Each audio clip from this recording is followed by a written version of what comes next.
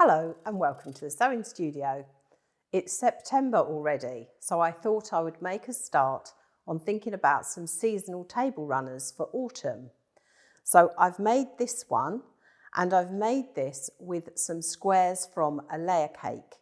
Now you can make it with any size square, but the trick is the measurement of the cutting.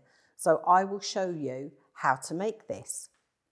As always, it's really quick and easy to do.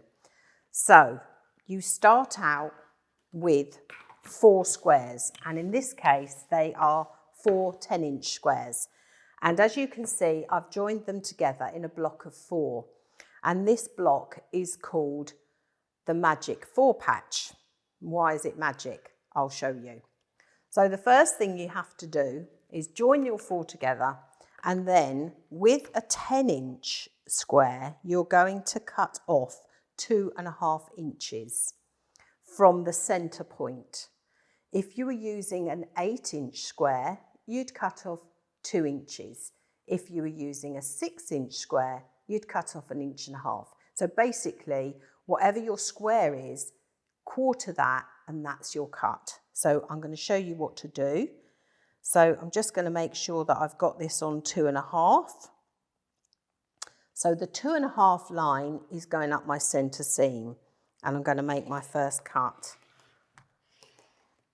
And then I'm going to cut it again 2.5 inches that side. I'm going to cut it again 2.5 inches from that point of the seam and 2.5 inches from that point of the seam. So I'll show you one that I've already cut, and this is why these rotating mats are so useful. So I've already cut this one. So if I just bring that across, and you can see. So you can see how this one has been cut 2.5 inches away from each of the seams.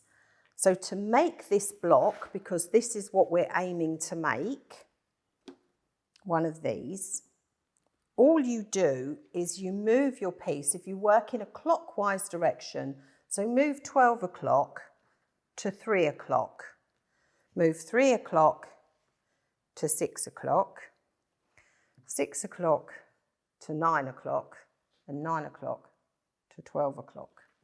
And so you've shuffled your squares, and now you're going to join those together. You're going to join these together, and you're going to join these together. And that is going to create this block.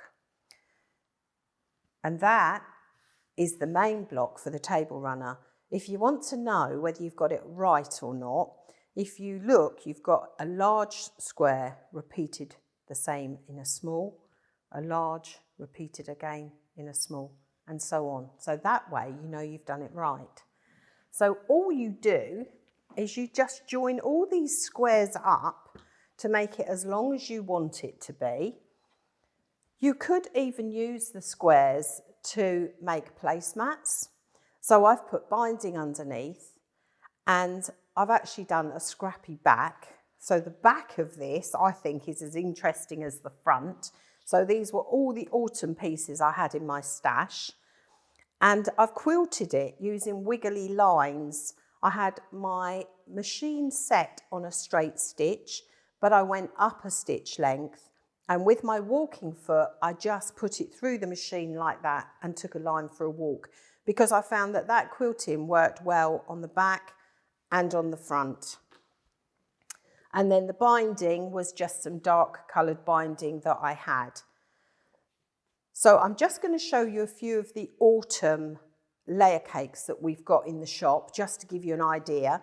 But this isn't just for autumn. You could do some Halloweeny ones, you could do Christmas ones, whatever takes your fancy.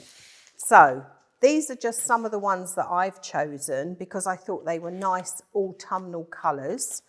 But as always, we've got so many to choose from here at the Sewing Studio. And there are a couple of Halloween ones. I think there's another one here. I'll just take this down and show you this one, because this is a Halloween one, which would be good fun.